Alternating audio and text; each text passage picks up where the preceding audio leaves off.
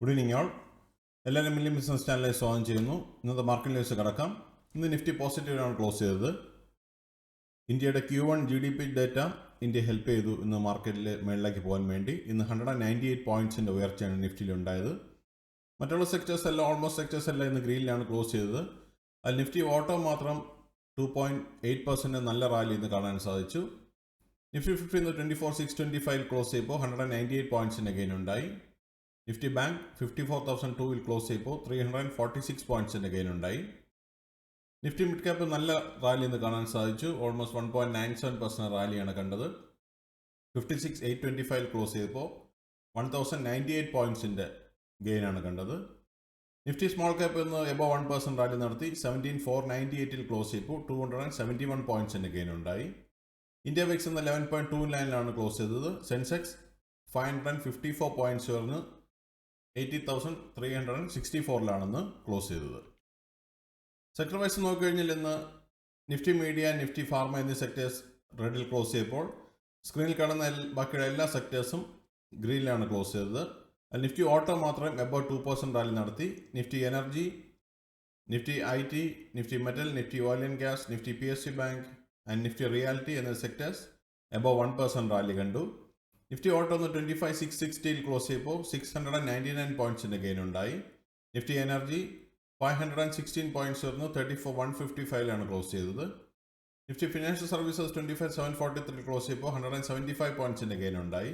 Nifty FMCG 56,175 close ചെയ്തപ്പോൾ 33 പോയിന്റ്സിൻ്റെ gain ഉണ്ടായി. Nifty health care 14,390 close ചെയ്തപ്പോൾ 39 പോയിന്റ്സിൻ്റെ ഗെയിൻ ഉണ്ടായി. നിഫ്റ്റി ഇൻഫ്ര 8,947 ക്ലോസ് ചെയ്തത് 73 പോയിന്റ്സിൻ്റെ ഗെയിൻ ഉണ്ടായി. നിഫ്റ്റി IT 35,740 ക്ലോസ് ചെയ്തപ്പോൾ 559 പോയിന്റ്സിൻ്റെ ഗെയിൻ ഉണ്ടായി. നിഫ്റ്റി മീഡിയ 5 പോയിന്റ്സിൻ്റെ കുറവാണെന്ന് കണ്ടത് 1606 ക്ലോസ് ചെയ്തു.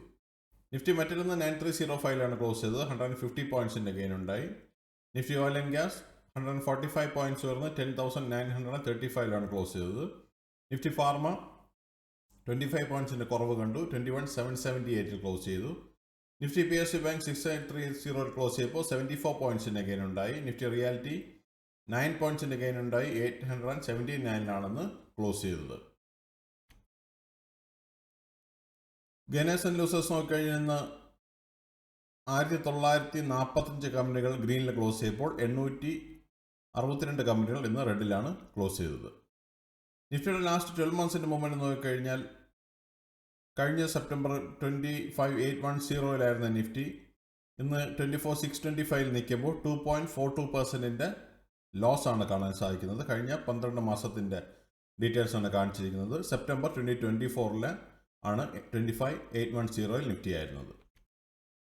നിഫ്റ്റി 50 ഈ വർഷത്തെ മുമ്പിൽ നോക്കിക്കഴിഞ്ഞാൽ ജാനുവരി 1 23,742 സ്റ്റാർട്ട് ചെയ്ത നിഫ്റ്റി ഇന്ന് 24,625 നിൽക്കുമ്പോൾ 3.72% പ്രോഫിറ്റ് കാണാൻ സാധിച്ചു.